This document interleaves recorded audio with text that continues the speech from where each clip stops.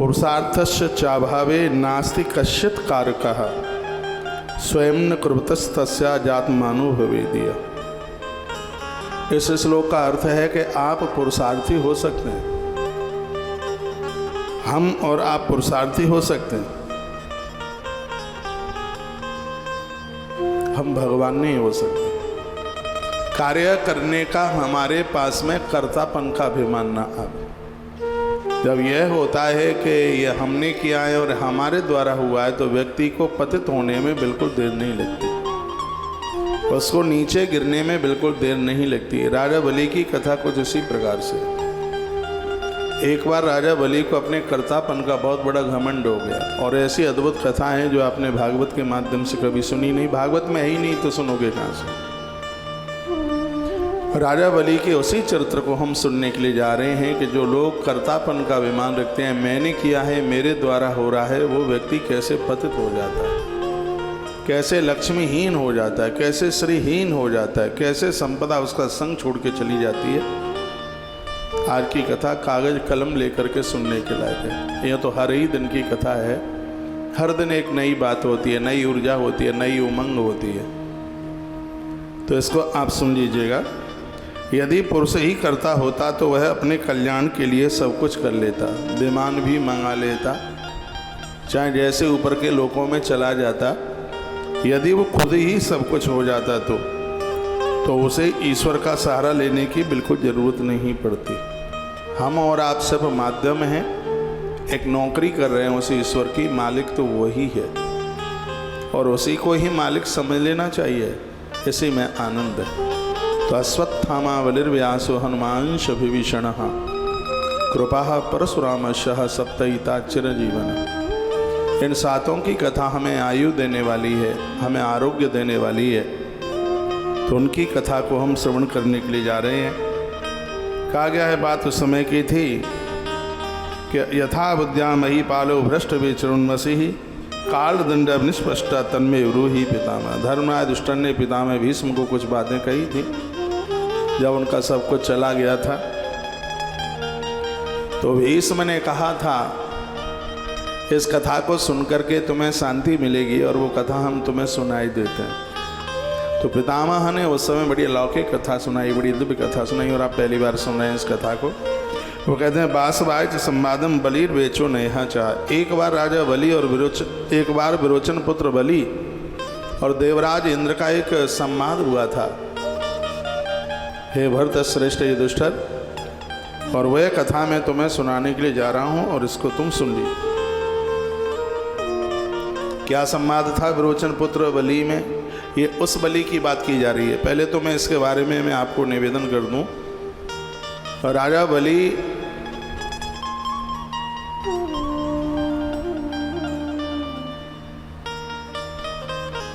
श्री प्रहलाद जी के पोते हैं, उनके नाती हैं, विरोचन के पुत्र हैं, और ईश्वर की इनके ऊपर बड़ी कृपा हुई है।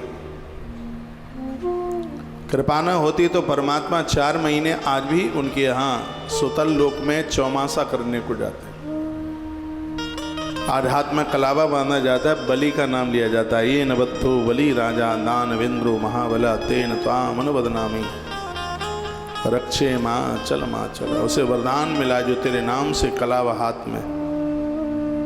ईश्वर यानी भगवान कहते हैं, मैं उसकी रक्षा करूंगा।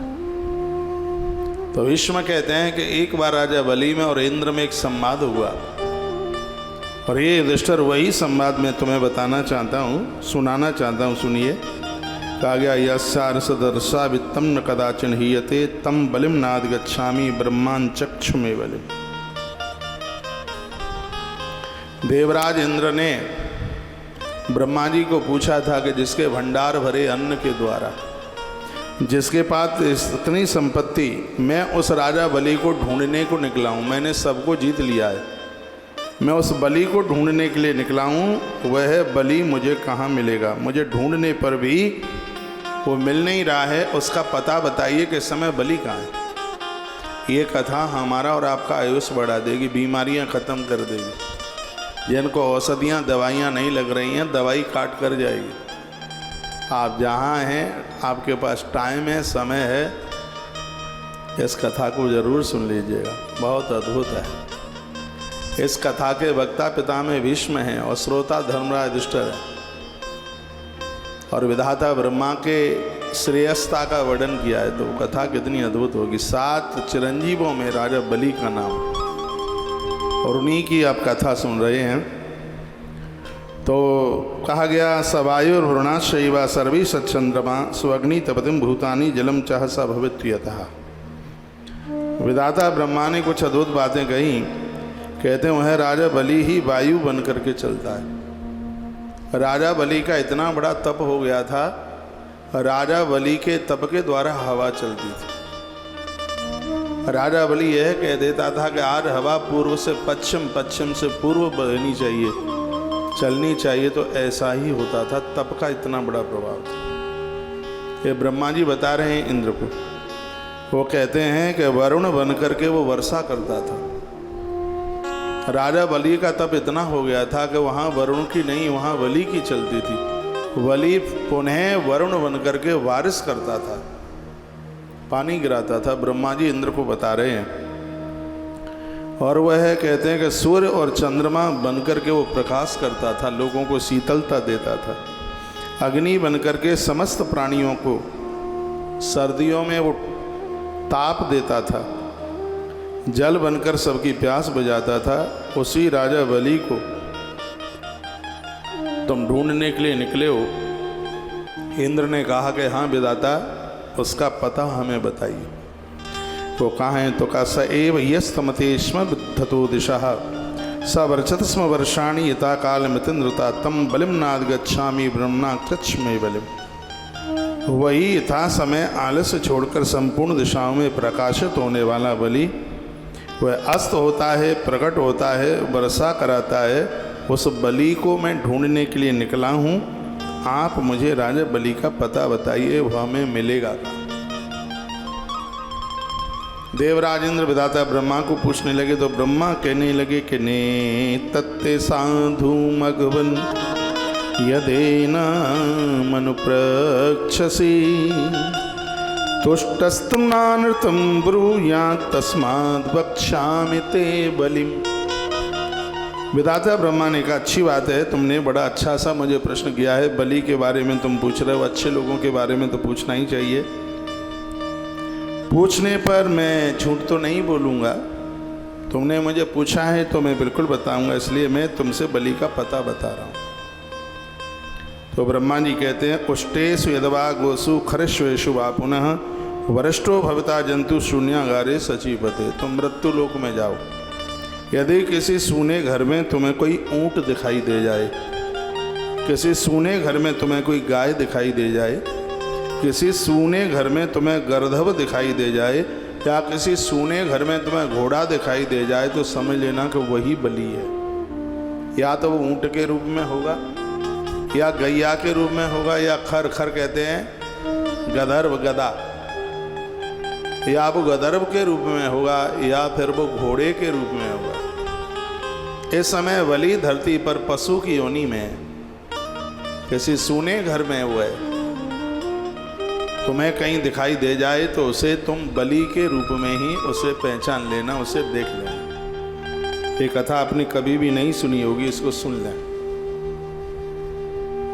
विधाता ब्रह्मा कहने लगे उष्टेषु यदवा गोसु खरश्वेषु वा पुनः वरिष्ठो भवता जंतु शून्यागारे सचीपते। हे सचीपते इंद्र, तुमने उनका मुझे पता पूछा है, तो वो किसी अकेले घर में एकांत में वो तुम्हें पशु के रूप में मिलेंगे। यदिष्म वलना ब्रह्मन शून्यागारी समयवान हन्यामेनम नवाहन्याम तदा ब्रह्मन सुदास्य। इंद्र ने कहा यदि मृत्यु लोक में वो मुझे अकेला मिल गया तो मैं तो उसको मार ही डालूंगा, फिर तो मुझसे बचने वाला ही नहीं है। तब विधाता ब्रह्मा ने अपनी बात कही। विधाता ब्रह्मा कहते हैं मास्म शक्र बल में हिंसान बलि रिवद मरहती। बलि राजा मारने के योग्य नहीं है, उसको मारना मत। वो कहते हैं न्यायस्तु शक्र प्रवष्टा व्यस्ता वासव काम्यया। न्यायोचित व्यवहार के विषय में आप उससे प्रश्न कर सकते हैं, जो तुम्हें पूछना हो वो बता देगा तुम्हें, वो झूठ नहीं बोलता है, जो है वो तुमसे सत्य बात करेगा। और बहुत बड़ा अपराध होगा यदि तुमने उसको मारने की कोशिश करी तो। राजा बलि मारने के लायक नहीं है। क्यों नहीं है? इसलिए नहीं है क्योंकि भगवान नारायण ने प्रहलाद जी को ये वचन दिया है कि तुम्हारे खानदान में अब जितने भी जन्म लेंगे उनको मैं कभी मारूंगा नहीं। जो परमात्मा का जो वाक्य है उसको तुम कैसे तोड़ पाओगे? देवराज इंद्र ऐरावत हाथी की पीठ पर बैठ करके सवार होता हुआ, राम लक्ष्मी से सुशोभित होता हुआ वो पृथ्वी पर देवराज इंद्र विचरण करने लगे और राजा बलि को ढूंढने लगे। जगह जगह वो बलि को ढूंढ रहे हैं। तो ततो ददर्श स बलिम खर्वेशेण समृतम, एक टूटे फूटे से घर में जिसमें कोई इंसान नहीं रह रहा था और उसमें गंधर्व के रूप में बलि को देवराज इंद्र ने पहचान लिया। राजा बलि गंधर्व बने, DONKEY डोंकी। धरती पर वो खोता बने। बलि को देखा जिन्होंने गंधर्व के भेष में अपने आप को छिपा रखा। यथा ख्यातम भगवता शून्यागार करता लयम, सोने घर में वो खर बना हुआ था। इंद्र वहां पहुंचे, इंद्र ने उसे पहचान लिया, बलि को पहचान लिया। और इंद्र ने क्या कहा? उस खर को क्या कहा है इंद्र ने, जो बलि ही खर बने थे? का खरियोनी मनु प्राप्ता तुसभक्षो से दानवा यम ते योग रंदसा सोच श्यामी च सोचसी। मुझे सोचने पर भी सोच आ रहा है कि हवा तुम्हारे बिना नहीं चलती, वर्षा तुम्हारे बिना नहीं होती, अग्नि तुम्हारे बिना जलती नहीं थी। जिस प्रकृति को तुमने अपने बस में किया और आज खर बन करके और यहाँ तुम कष्ट भोग रहे हो, मुझे अचम्मा लग रहा है, मुझे आश्चर्य लग रहा है। देवराज इंद्र ने बलि को कुछ ऐसा पूछा, अदृष्टम बत पश्यामी दुष्टम बसमागतम श्रियावीनम मित्र स वृष्ट वीर पराक्रम। आज तुम्हारी ऐसी अवस्था को देख करके जो मैंने कभी भी अवस्था नहीं देखी। तुम मेरी गद्दी पर बैठे, तुम इंद्रासन पर बैठे, जिस समय तुम चलते थे दिग्पाल तुम्हारे सामने स्तुति करने के लिए खड़े होते थे। तुम्हारे चलने पर धरती फूल निगल देती थी, उगल देती थी। और ये मैं तुम्हें खर के रूप में देख रहा हूँ, बात समझ में आती नहीं। यद तद यान सहस्त्रम ज्ञात भी परिवारितः, पहले तुम अपने सहस्रों वाहनों सजातीय बंधुओं से घिर कर सब लोगों को, तुम दुश्मनों को दुख देते थे और अपनों को तुम सुख देते थे। सब दैत्य तुम्हारा मुंह देखते थे। तुम्हारे ही शासन में रहते हुए तुम्हारे राज्य में बिना जोते धरती अन्न पैदा करती थी। राजा बलि के शासन में जमीन में कभी दाना बीज डालना नहीं पड़ा, धरती अपने आप फसल देती थी। कोई ऐसा वृक्ष नहीं होता था जिसमें फूल और फल ना आवे। देवराज इंद्र कहते हैं कि मुझे आश्चर्य लग रहा है कि इतने बड़े तुम पुण्यात्मा और खर की योनि में यानी गंधर्व की योनि में मैं तुम्हें देख रहा हूँ। समझ में आता नहीं है कि मैं देख क्या रहा हूँ। तुमने बहुत वर्षों तक राजलक्ष्मी से सुशोभित होकर के बहुत बड़ा विहार किया है। उस समय सुवर्ण की सी कांति वाली सहस्रों देवांगनाएं तुम्हारे आसपास रहती थीं। हे दानवराज, उन दिनों तुम्हारे मन की क्या अवस्था होती रही होगी वो तुम जान सकते हो। छत्रम तबासीद समय सुवर्णम रत्न भूषितम, जो सोने के सिंहासन पर बैठता था, चांदी के छत्र जिसके सिर को ढक करके रहते थे, तरह तरह के हीरे मोतियों के द्वारा जिसका श्रृंगार किया जाता था, उसको आज मैं गंधर्व के रूप में देख रहा हूँ। इंद्र कहते हैं कि उसे आज मैं खर के रूप में देख रहा हूँ। ये हो क्या रहा है? यूपत्स्तवासीत सुमहान यतः सर्वकांचन यत्रादधा सहस्राणी अयुतानाम गवाम दस। इस धरती का, मृत्यु लोक का, सुतल लोक का एक ऐसा पहला राजा हुआ जिसने 10 करोड़ गायों का गोदान 1000 बार किया। ये ऐसा ग्रंथ में लिखा है। इसके अलावा इतना बड़ा कोई गोदानी नहीं हुआ। 10-10 करोड़ गाय राजा बलि ने 1000 बार 10-10 करोड़ गायों का गोदान किया। देवराज इंद्र उसी बात को कहते अनंतरम सहस्रेण तदासी दैत्य का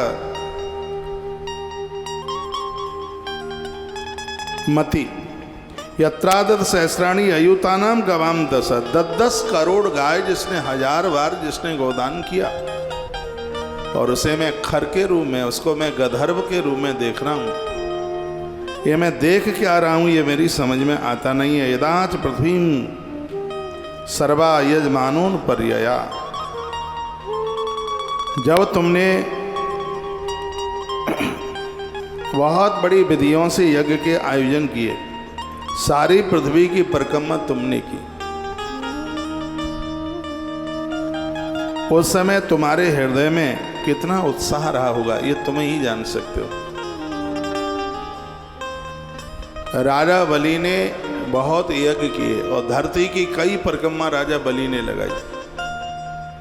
देवराज इंद्र कहते हैं कि उस समय तुम्हारे मन का जो उल्लास है, वो उत्साह है, वह कितना रहा होगा। ततः प्रस्य च बलिर्वासवेन समीरताम निसम भाव गंभीरम सुरारांजस्वथावृत ब्रवी। इंद्र की इन बातों को सुनकर के राजा बलि को पहले तो हंसी आई, वो मुस्कुराहट और खर के रूप में ही वो बोलने लगे।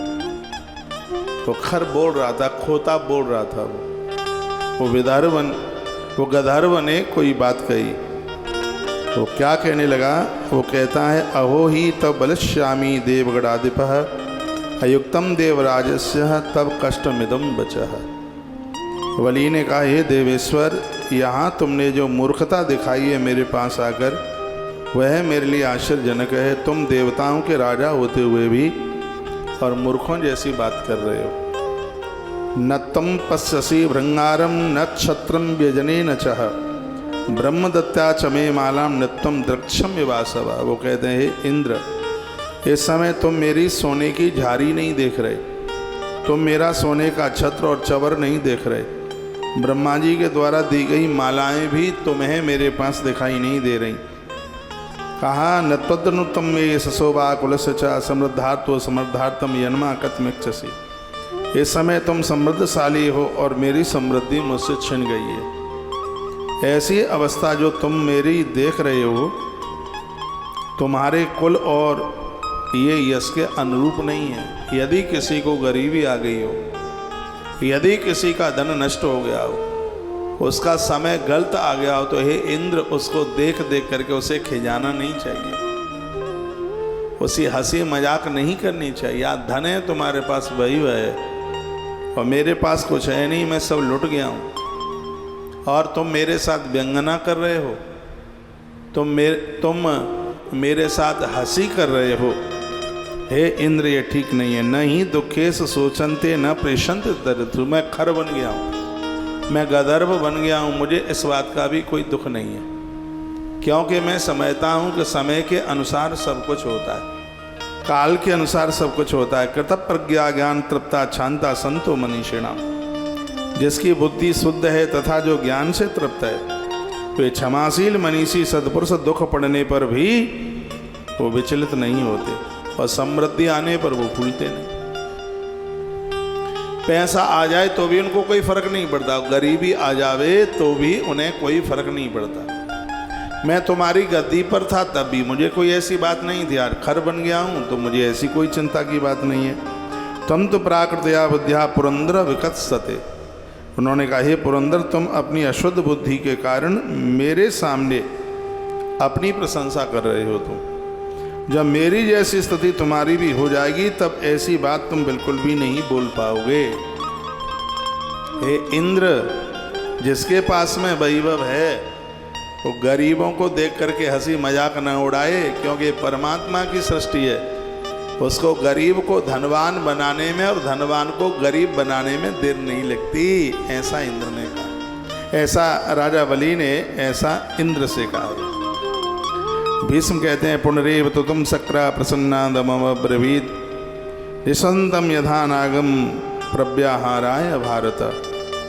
भीष्म ने कहा भारत, ऐसा कहकर सर्प के समान फुफकारते हुए बलि से इंद्र ने पुनः अपना उत्कर्ष सूचित करने के लिए हंसते हुए कहा।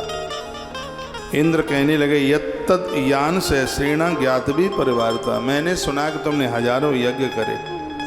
पहले जो तुम सहस्रों यज्ञ हजारों वाहनों के द्वारा भाई बंधुओं से गिरकर संपूर्ण लोगों का संताप दूर करते थे, तुम देवताओं को कुछ समझते नहीं थे। यात्रा करते समय तुम्हारे साथ बहुत बड़ा झुंड होता था।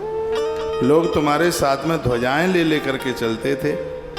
इससे तुम्हारे मन में अब तो दुख हो रहा हुआ ना, वो चीज़ें अब तुम्हारे पास नहीं है, वो सम्मान तुम्हारे पास नहीं है, वो आदर तुम्हारे पास नहीं है, तो अब तो तुम्हें भारी पीड़ा हो रही होगी। तो बलि ने क्या कहा, अनित्यम उपलक्षेमा काल पर्याय धर्म था। बलि तो बहुत होशियार था, बहुत पढ़ा लिखा था बलि। बलि ने कहा, इंद्र काल चक्र के स्वभाव से ही परिवर्तनशील है सब कुछ। उसके द्वारा यहाँ की प्रत्येक वस्तु को मैं अनित्य समझता हूँ, इसलिए कभी शोक नहीं करता हूँ, क्योंकि यह सारा जगत विनाशशील है।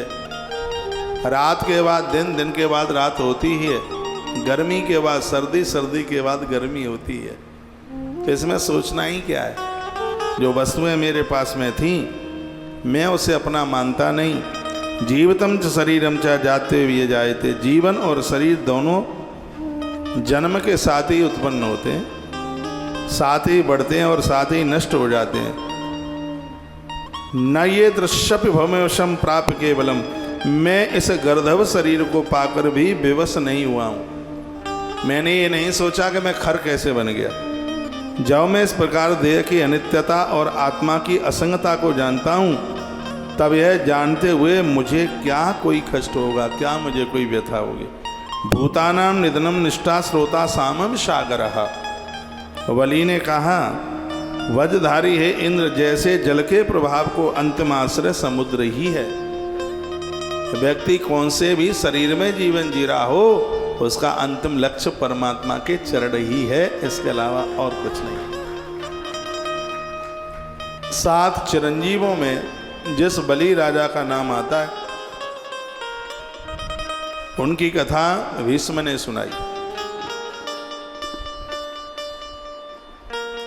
उनकी कथा युधिष्ठिर राजा ने सुनी।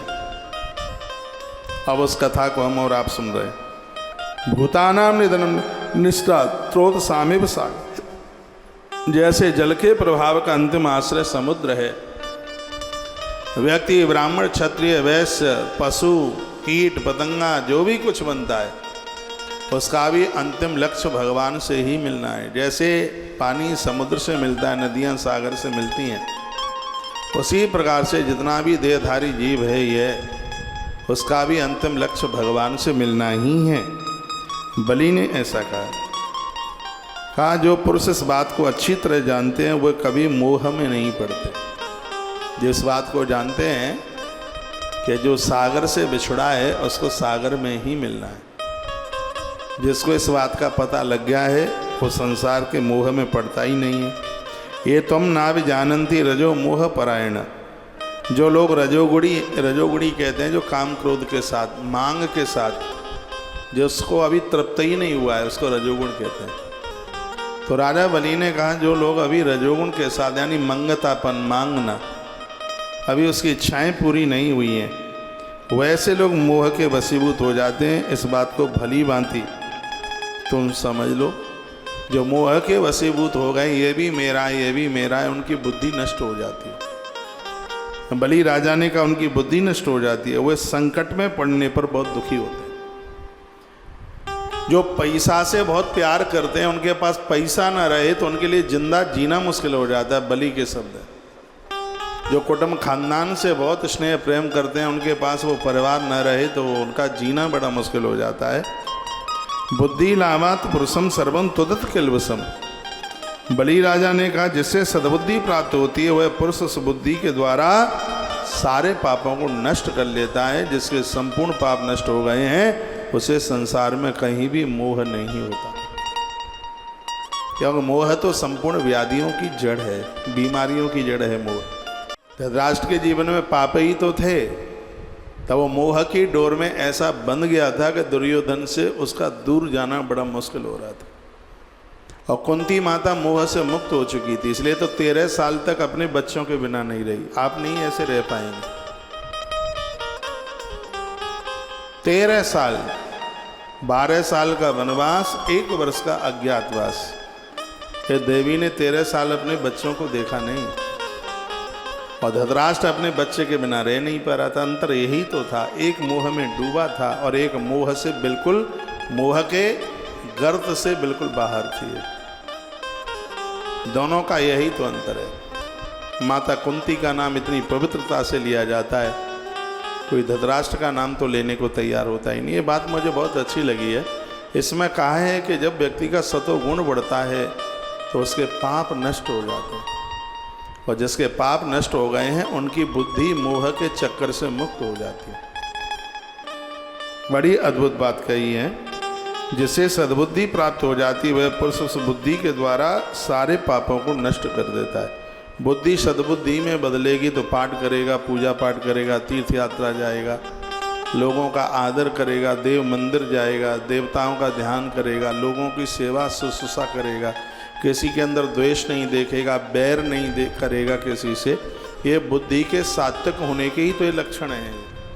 आप किसी से लड़ते नहीं हैं। ये बलि राजा ने बहुत अच्छी बात कही है। वो कहते हैं जिनकी बुद्धि सात्विक हो गई है, ऐसे लोग अपनी सात्विक बुद्धि से अपने संपूर्ण पापों को जला के राख कर देते हैं। ये उनका एक बड़ा प्रमुख बड़ी प्रमुख उन्होंने बात कही है। वो कहते हैं बुद्धि लाभा तो पुरुषम सर्वतुदति किल वसम। वो कहते हैं कि बुद्धि का सबसे बड़ा लाभ यही है, जब वो सात्विक हो जाती है तो संपूर्ण पापों की राशि को जला करके समाप्त कर देती है। सत्संग के द्वारा बुद्धि सात्विक होती है, गुरुजनों के संग रहने से बुद्धि सात्विक होती है, अच्छा पढ़ने से बुद्धि सात्विक होती है, और अच्छा भोजन करने से भी बुद्धि सात्विक होती है। ऐसा राजा बलि ने कहा। देवराज इंद्र टकटकी लगा करके सुन रहे हैं, बलि बता रहे हैं। वो कहते हैं सत्गुण में स्थित होकर वह सात्विक बुद्धि प्रश्नता को पैदा कर देती है। बुद्धि सात्विक होगी, आपकी खुशी को कोई छीन नहीं सकता। तो फिर क्यों नहीं ऐसा भोजन करते हैं जिसका भोग भगवान को लगता है, वही लो ना। चाय से भगवान की जीभ जलाने में लगे हो, भगवान को चाय पीने की आदत है नहीं, और तुम उसके सामने रखे बिना मानते नहीं। कृष्ण राज्य में माखन मिश्री, राम राज्य में घी, और आज के राज्य में तातो पानी भैया फूंक फूंक के पी। लोग मम्मी पापा के बिना रह लेंगे, गुरुदेव भगवान के बिना रह लेंगे, लेकिन चाय के बिना नहीं रह सकते। आश्रम में नहीं मिलेगी तो अगल बगल दुकानों पर टटोलेंगे। चाहिए अपनी बुद्धि को भोग वृत्ति मत बनाइए, इसको सात्विक बनाइए। बुद्धि सात्विक तभी होगी जब उसको आहार सात्विक मिलेगा। उसको देखिए, आप सुन नहीं रहे हैं, उसको विचार सात्विक मिलेंगे। चिंतन कीजिए, अच्छी किताबें पढ़िए, अच्छे ग्रंथ पढ़िए। जीवन को बदलने में देर कितनी लगती है। इस ग्रंथ में लिखा है ब्राह्मण के घर में जन्म लेने वाले चांडाल बन जाते हैं संस्कार नहीं मिलेंगे तो, और दैत्यों के घर में जन्म लेने वाले देवता बन जाते हैं यदि उनको संस्कार मिल जाएंगे, उन्हें तो सत्संग मिल जाएगा। तो आत्मदेव के घर में चांडाल पैदा हो गया, धुंधुकारी, और हिरण्यकश्यप के घर में देवता प्रकट हो गया, श्री प्रहलाद जी महाराज।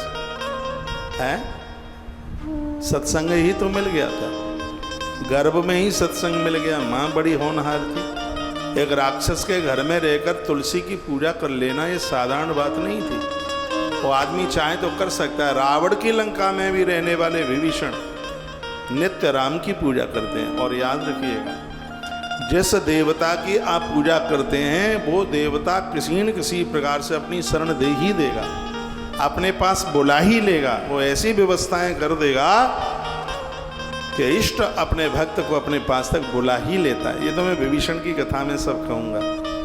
अभी हम विभीषण को ही तो सुनेंगे। हनुमान जी को भेजा, ऐसे योग बने जो राम की पूजा राक्षसों के बीच में करता रहा।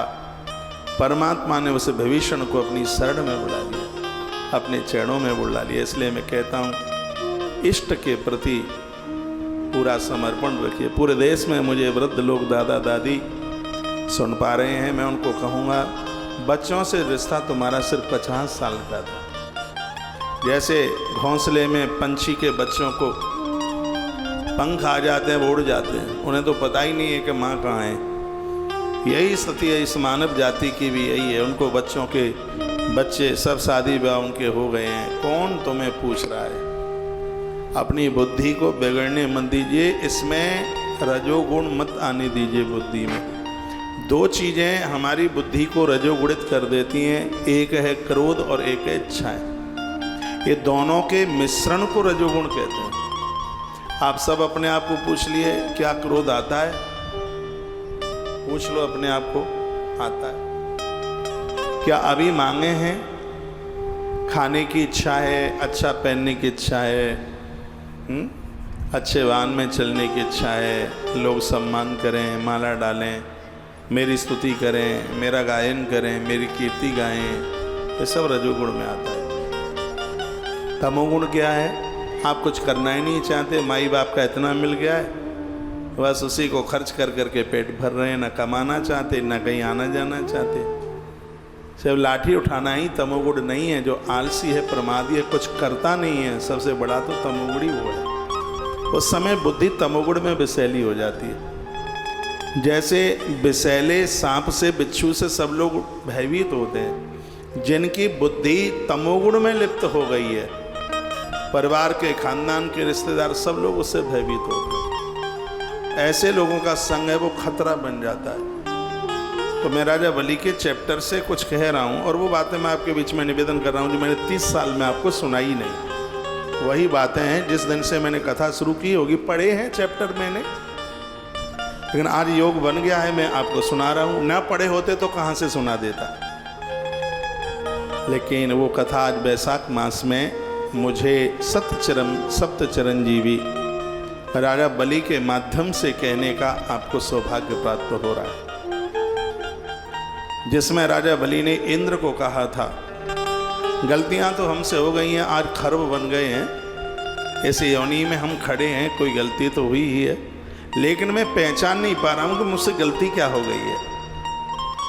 ये बलि ने कहा था इंद्र को, गलती तो मुझसे हुई है, इसलिए तो इस योनि में हूं, लेकिन मैं दुख नहीं उठा रहा हूं। वही बात है, जाई विद राखे राम ताई विद रही है। मैं गधर्व जरूर बन गया हूं, लेकिन मुझे पीड़ा इस बात की नहीं है, अरे हम गधर्व बन गए हैं, तो वो ये मैं रो नहीं रहा हूं इस बात को सोच सोच के। गलती क्या हुई है ये मेरी समझ में नहीं है। जिसकी समझ में आ जाएगा फिर तो वो ईश्वर ही नहीं बन जाएगा ना, त्रिकालदर्शी। एक बात बलि राजा ने बहुत अच्छी कही, बहुत अद्भुत कही, वो ये बात कही, जिनकी बुद्धि सात्विक है, ऐसे लोग अपनी सतोगुणी बुद्धि से अपने संपूर्ण पापों को जला करके समाप्त कर देते हैं। ये इंद्र को वो बात बोली। तो अपनी बुद्धि को सात्विकता से अलग मत जाने दीजिए, उसे सतोगुणी रहने दीजिए। बुद्धि को सतोगुणी रखने के लिए सत्संग की जरूरत है, संतों की जरूरत है, अच्छे आहार की जरूरत है, अच्छे विचारों की जरूरत है, अच्छी किताबें पढ़ने की जरूरत है, अच्छे वातावरण की जरूरत है। तीर्थों में जाते रहोगे, गुरुजनों का सानिध्य प्राप्त करते रहोगे, इच्छाएं खत्म हो गई होंगी कुछ मांगने की, कुछ खाने पीने की, कुछ पहनने की। तो बुद्धि का यह परिचय सतोगुण में आता है, सात्विकता में आता है। और ऐसा नहीं है कि इस करने के लिए आपको बाबा जी बनना पड़े, बद्रीनाथ जाना पड़े, नैमिषारण्य जाना पड़े या और कहीं तीर्थ में जाना पड़े। नहीं, कहीं जाने की जरूरत नहीं है। राजा जनक ने अपनी सात्विक बुद्धि घर में ही रहकर बुद्धि को सात्विक किया है, उसका परिणाम है शांति रूपी सीता आई है। और जिसकी बुद्धि सात्विक है उसके यहाँ शांति आएगी, और जिसके यहाँ शांति रूपी सीता आएगी उसके यहाँ कोई गुरु विश्वामित्र भगवान को ला करके खड़ा कर देगा। ये परिचय इस बात का। तो यह आप अपने घर में भी रह करके कर सकते हैं। ऐसी चीजें खाइए जिनका भोग भगवान को लगता है। आंवला खाइए, बेर कभी भी मत खाइए। बेर स्वास्थ्य के लिए लाभदायक नहीं है, पेट में गैस बनाता है, पेट को भारी कर देता है। लेकिन आंवला को धात्री कहा गया है संस्कृत में।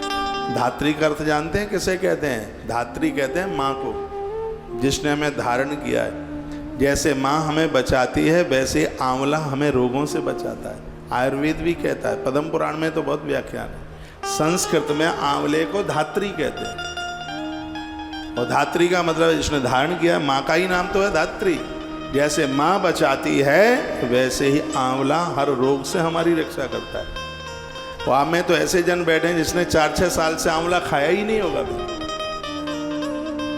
जो आंवला स्वास्थ्य के लिए वरदान है, बुद्धि को परिपक्व बनाता है, बुद्धि को सात्विक बनाता है। तुलसी पत्र रोज लीजिए, बुद्धि सात्विक रहेगी। अभी आगे प्रसंग में आप सुनेंगे जहाँ पर भगवान व्यास ने गौ माता का व्याख्यान किया था। गैया का दुग्ध, दही, गौमूत्र पेट में जाता रहेगा, व्यक्ति नशीला नहीं होगा कभी, उसको कभी किसी भी प्रकार का व्यसन होगा ही नहीं। गौ माता का दूध, दही पेट में जावेगा नहीं, व्यक्ति विषैला हो जाएगा, नशीला हो जाएगा। इसलिए गौ गव्य तो पेट में जाना ही चाहिए उसमें। इससे बुद्धि सात्विक रहती है। और इस बात को जिंदगी में कभी मत भूलना, जिसकी बुद्धि सात्विक है, राजा बलि कहते हैं, ऐसी सात्विक बुद्धि अपने संपूर्ण वसने वाले पापों को समाप्त कर देती है। तो वहाँ कोई पाप रहता ही नहीं है, किसी भी प्रकार का अपराध नहीं रहता। ये सात्विक बुद्धि का खेल है। भजन में मन लगेगा, तीर्थ में मन लगेगा, गुरुजनों के चरणों में मन लगेगा, सत्संग में मन लगेगा, यदि बुद्धि सात्विक है तो। बुद्धि में 2 चीजें नहीं रहे वो सात्विक हो जाएगी। एक, उसमें कोई वासना ना रहे, और उसमें क्रोध ना रहे। उसी बुद्धि को सात्विक बुद्धि कहते हैं। आइए मैं उसी प्रसंग की तरफ आपको लेके जाता हूँ। यदमे पश्य कालो भूतानि न विनाशेत श्यान्मे हर्षस दर्पस्य क्रोधशैव सचीपते। हे सचीपते इंद्र, यदि काल मेरे देखते देखते समस्त प्राणियों का विनाश कर रहा है, तो फिर मुझे इस बात का क्यों दुख होगा कि मैं गंधर्व क्यों बन गया। अपनी शक्ति पर गर्व होता और उसे क्रूर काल पर मुझे क्रोध हुई। वो कहते हैं कि ये सब समय का बड़ा खेल है, इसलिए समय को परखना चाहिए, समय को समझना चाहिए। इंद्र कहते हैं कि समय को बिगड़ने न दिया जाए। वो कहते हैं काल ही ईश्वर है। क्या कमाल की बात कर दी। जो काल की चाल को बदल देता है वो महादेव है, वो महाकाल है। वो कहते हैं कि मैंने काल को समझ लिया। एक दिन ऐसा था, सगरे देवता मेरी अर्दली बजाते थे, मैं इंद्र के सिंहासन पर बैठता था, वरुण देव सब मेरी स्तुति करते थे। और एक काल का एक ऐसा समय आया और मैं मृत्यु लोक में अपने आप को छिपा करके बैठा हूँ, गंधर्व बनाऊं, मैं खर बनाऊं। ये समय का ऐसा चक्र आया। कहते काल है सर्व समादत्ते, काल है सर्व परीक्षति। ये काल सबको ग्रहण करता है, ये सबके जीवन में चल करके आता है।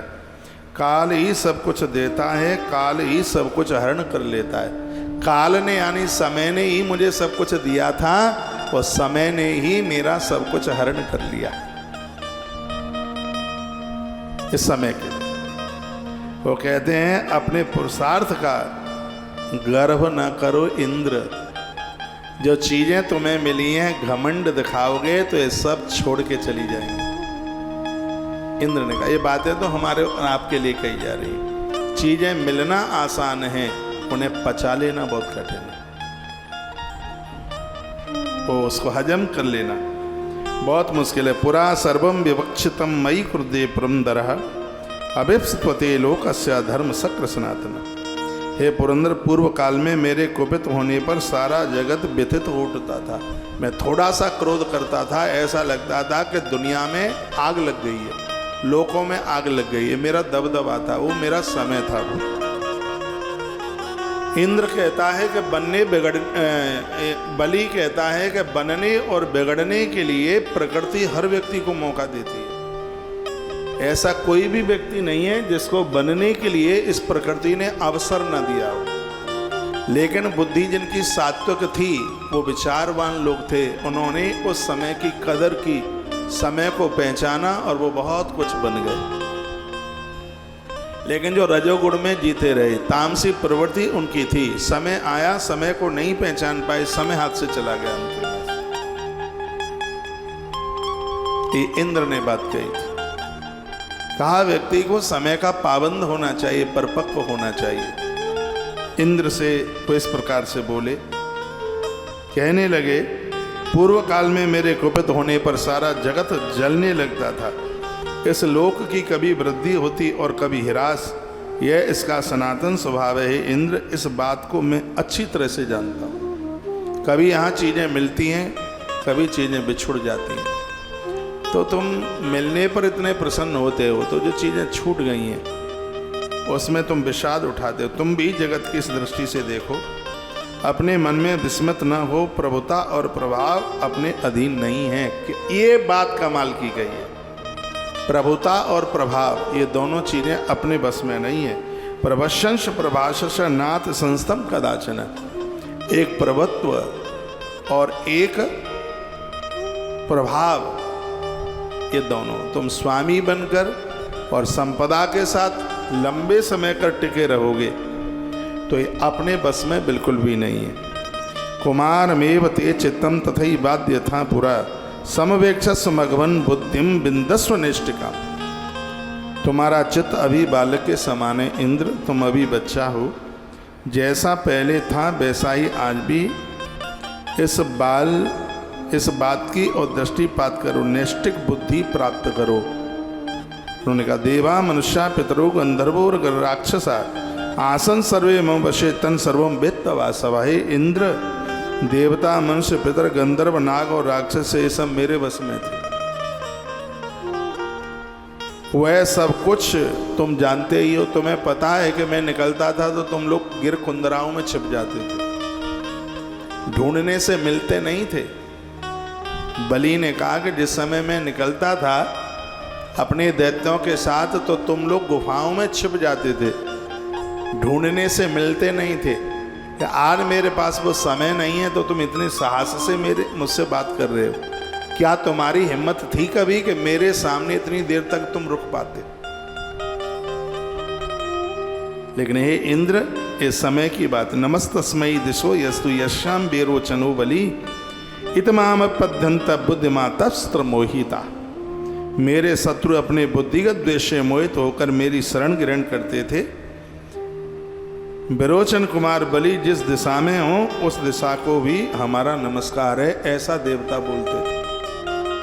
कहते हैं कि देवताओं को मेरा इतना भय लगता था, सुबह ही सुबह देवता 10 दिशाओं में हाथ घुमाते थे प्रणाम करते हुए, और ये कहते थे कि विरोचन का पुत्र बलि जिस दिशा में हो वहीं से वो हमारा प्रणाम स्वीकार कर ले, हमारा नमस्कार स्वीकार कर ले। मेरा इतना बोलबाला था। ना हम तदन सोचामी नाथ भ्रसम सचीपते एवं में निष्ठा बुद्धि सातुष्टाम्यम बसे। हे इंद्र, मुझे अपने इस पतन के लिए तनिक भी शोक नहीं है। इसलिए नहीं है क्योंकि मुझसे कोई गलती हुई है, उसका एहसास कर रहा हूँ, और मैंने यदि कोई गलती की है तो उसका दंड मुझे मिलना ही चाहिए। धर्म यही कहता है। यदि मैंने कोई त्रुटि गलती की और मैं गंधर्व बनाऊं आगे, ये किसी को पता ही नहीं होगा कि इंद्र को खर बनना पड़ा, वो उसको बलि को खर बनना पड़ा है। गंधर्व बने जिसके दरवाजे पर परमात्मा ने ड्यूटी करी, और उस बलि राजा को गंधर्व बनना पड़ा, खर बनना पड़ा। और यह भी ईश्वर की कोई कृपा थी कि वो पशु बन करके भी वो एक महात्माओं की भाषा बोल रहा है, एक संतों की, सज्जनों की भाषा वो बोल रहा है। वो कहता है कि मैंने गलती की है तो उसका दंड मेरे लिए होना ही चाहिए, इसलिए मुझे तनिक भी कष्ट नहीं है खर बनने में, गंधर्व बनने में। तो ये कथा क्या कहती है? यदि गरीबी आई है तो रोना नहीं है, तकलीफ आई है तो रोना नहीं है, बीमारी आई है तो रोना नहीं है, तो फिर क्या करना है? बलि कहता है कि मैं प्रार्थना करके ईश्वर को ये कहता हूँ कि जिस योनि में जी रहा हूँ इस योनि में जीने की मुझे बस शक्ति दे दो।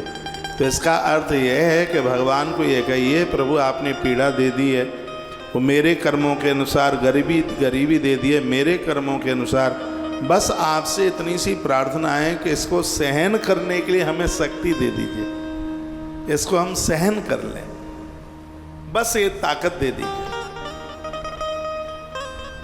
ये भगवान से मांगा। बलि ने बड़ी अच्छी बात कही। बलि कहता है मैं खर बनाऊं तो अपने कर्मों के अनुसार ही तो बन गया।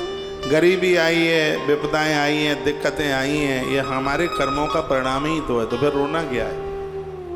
अब कोई एग्जाम दे करके कोई बच्चा रोना शुरू कर दे रिजल्ट के समय पर, और रोने से क्या होगा? जितनी तूने पढ़ाई करी उतना तूने लिखा, जितना तूने लिखा उतने तुझे अंक मिले। हाँ, जैसी तेरी मेहनत थी वैसी तूने कॉपी में तूने लिखा, उसी प्रकार से परिणाम घोषित होगा। संसार एक विश्वविद्यालय, हम और आप सब यहाँ परीक्षार्थी हैं। सब लोग यहाँ एग्जाम दे रहे हैं, तैयारी करते करते तैयारियां हो रही हैं। सब तैयारी करते करते 1 महीने में 2 दिन हमें बहुत तैयारी के लिए मिलते हैं, पर आप मानेंगे नहीं, मैं बताऊंगा तो 28 दिन दुनियादारी को आप दे देते हैं। आपके पास काम का झमेला ऐसा होता है। हर महीने में 2 दिन भगवान ने आपको तैयारी के लिए दिए। तो एक कृष्ण पक्ष की 11 है और एक शुक्ल पक्ष की 11 है। ये 2 तिथियां, 2 दिन भगवान ने अपनी जिंदगी में सफल होने के लिए, मृत्यु को जीतने के लिए हर महीना आपको 2 अवसर दे दिए। हम जैसे तो 30 दिन को ही हमने तो अवसर बना लिया है। आप 30 दिन को अवसर मौका न बना पाए तो 2 दिन तो आपको भी है, और वो दोनों एकादशी हैं। ये संसार सागर से तैरना चाहते हैं। अभी तो सब कुटुंब, खानदान, परिवार, पत्नी, पति, बच्चे सब संग में हैं, इसलिए समझ नहीं आता है। लेकिन जिस समय यम के दूत फांस डाल करके गले में डाल के लेके जाते हैं, पानी पीने को मिलता नहीं, पत्थर पर चलते हैं। धरती पर एक भी कष्ट ऐसा नहीं है जो यमराज के दूतों के द्वारा दिए गए उस कष्ट के बराबर है। कोई भी वेदना ऐसी नहीं है, इतना कष्ट दिया जाता है। इसलिए दुनियादारी के कार्य आपके पूरे हो गए हैं, बच्चों के भी बच्चे हो गए हैं, सब परिवार ठीक ठाक से चल रहा है। मेरी बात मान लो, भगवान से जुड़ जाओ। हरि नाम नहीं तो जीना क्या? यदि भगवान नहीं है तो फिर क्या करेंगे जिंदगी जीकर? फिर छोड़ विषय रस पीना क्या? हरि नाम नहीं तो जीना क्या? मेरी बहनों, भाइयों, दादा दादी, मैं आप सबसे बहुत स्नेह करता हूँ, और 7 चिरंजीवों की कथा में मैं आपको निवेदन कर रहा हूँ, अमर हो जाओ अच्छे काम करते हो। प्रकृति आपके नाम की हवा लेकर के चले। किसी साधु की महिमा को बयार लेके चलती है, और वो हवा ऑक्सीजन के रूप में किसी के उदर में नासिका के द्वारा प्रवेश कर जाती है, तो उस व्यक्ति के जन्म जन्म के पाप जल जाते हैं। इसलिए तो हम भगवान के संतों की कथा कहते हैं। तो वायु उस हवा को अपने संग लेकर के चले।